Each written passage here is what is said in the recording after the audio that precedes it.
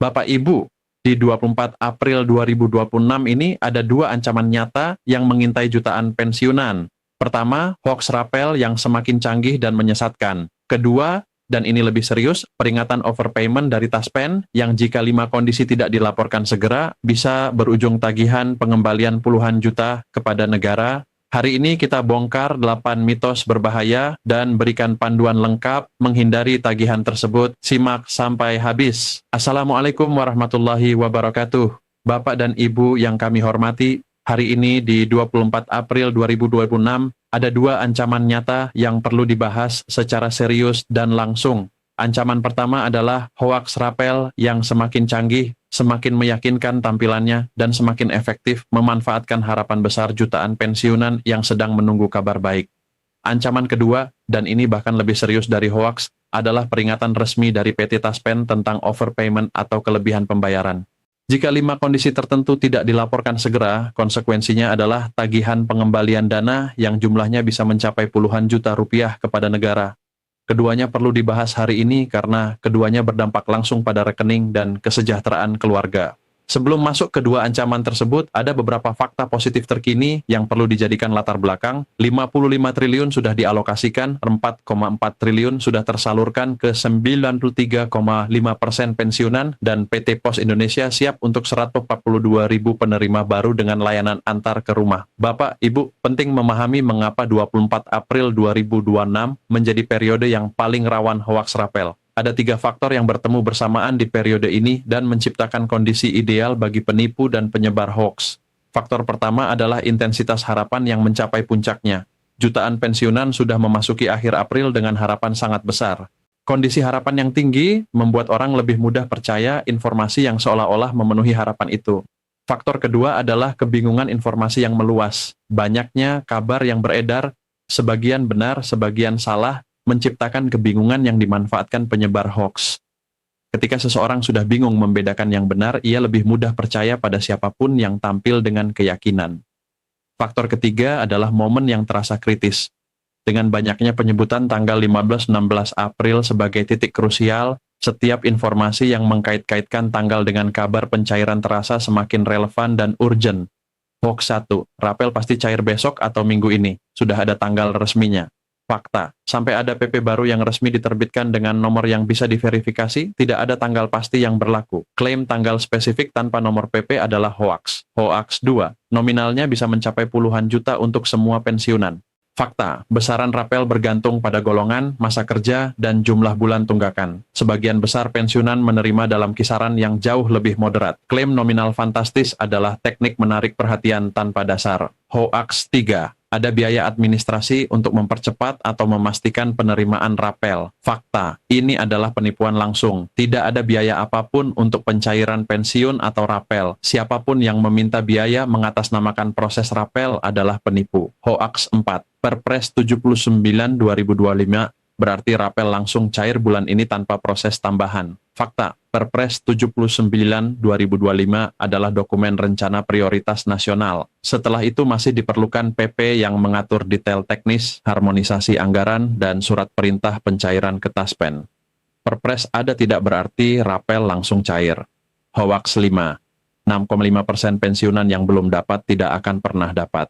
Fakta, 6,5% yang belum menerima kemungkinan besar memiliki hambatan teknis seperti data yang perlu diperbarui atau rekening tidak aktif. Hak tidak hilang, hanya perlu diselesaikan hambatan teknisnya.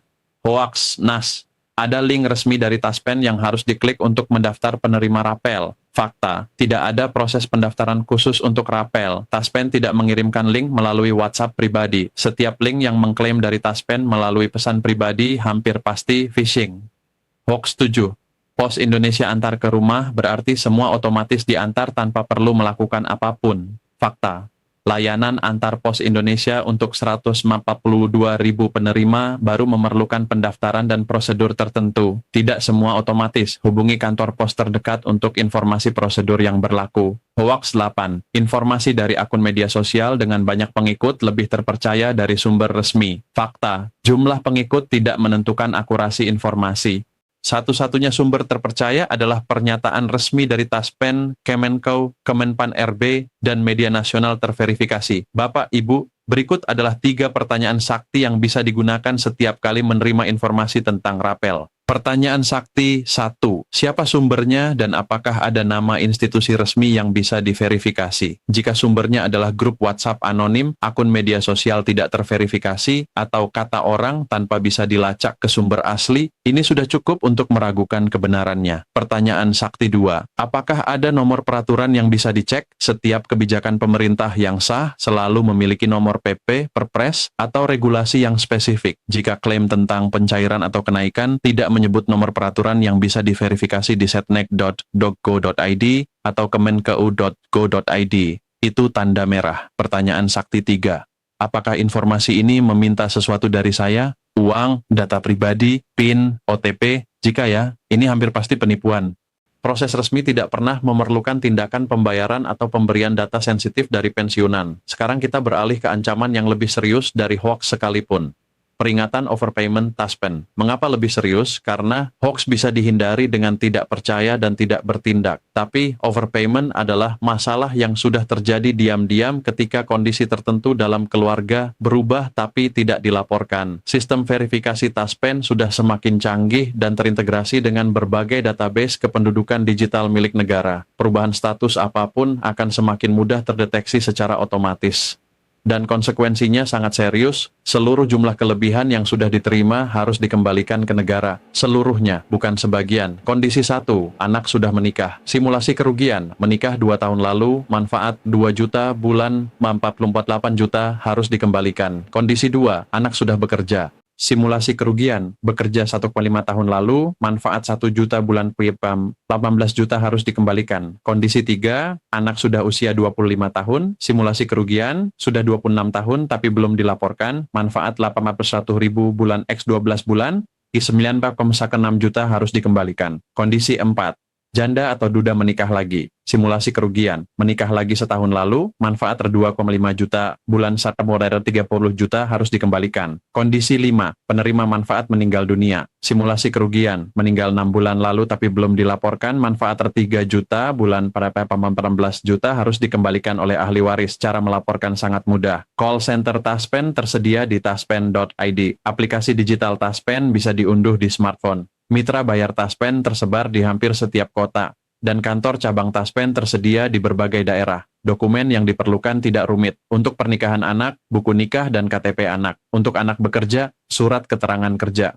Untuk janda atau duda menikah lagi, buku nikah baru. Untuk penerima meninggal, surat kematian. Lakukan audit keluarga sekarang, duduk bersama seluruh keluarga dan tanyakan secara terbuka, apakah ada kondisi dari 5 kondisi tersebut yang sudah terjadi tapi belum dilaporkan. Mencegah jauh lebih mudah dan jauh lebih murah daripada harus menghadapi tagihan puluhan juta di kemudian hari. Untuk anak-anak dan cucu dari pensiunan, ada peran penting yang harus dimainkan untuk perlindungan ganda. Perlindungan dari hoax, bantu orang tua memfilter informasi yang masuk. Gunakan 3 pertanyaan sakti setiap kali ada kabar rapel yang tampak menggiurkan. Perlindungan dari overpayment, bicara terbuka dengan orang tua tentang kondisi-kondisi yang wajib dilaporkan. Seringkali orang tua tidak menyadari bahwa perubahan kondisi anak dalam keluarga perlu segera dilaporkan ke Taspen. Jadilah sistem perlindungan aktif bagi orang tua di era digital dan birokrasi yang semakin canggih ini. Di tengah semua pembahasan tentang ancaman, penting menegaskan kembali fakta-fakta positif yang nyata dan bisa dijadikan pegangan. Perpres 79 2025 sudah berlaku, 55 triliun sudah dialokasikan, 4,4 triliun sudah tersalurkan ke 93,5% pensiunan. PT Pos Indonesia siap untuk 142.000 penerima baru dengan antar ke rumah. Hak rapel tidak akan hilang meski pencairan terlambat. Proses sedang berjalan. Taspen sudah siap mengeksekusi begitu regulasi teknis turun. Semua elemen sudah bergerak menuju satu titik yang sama. Bapak, Ibu, rangkuman panduan perlindungan ganda hari ini. Ada 8 hoaks berbahaya yang sudah dibongkar. Gunakan 3 pertanyaan sakti sebelum percaya informasi apapun. Tidak ada biaya untuk rapel. Tidak ada link resmi yang perlu diklik. Sumber hanya dari institusi resmi. Ada 5 kondisi overpayment yang wajib dilaporkan segera. Semakin lama tidak dilaporkan, semakin besar tagihan. Cara lapor mudah, call center, aplikasi, mitra bayar, atau kantor Taspen. Lakukan audit keluarga hari ini, libatkan anak dan cucu dalam sistem perlindungan ganda, bapak dan ibu yang kami cintai, jadilah konsumen informasi yang cerdas, Jadilah keluarga yang waspada terhadap perubahan kondisi yang wajib dilaporkan. Keduanya adalah bentuk perlindungan terbaik yang bisa dilakukan hari ini. Jangan lupa like, subscribe, dan bagikan. Sampai jumpa. Wassalamualaikum warahmatullahi wabarakatuh.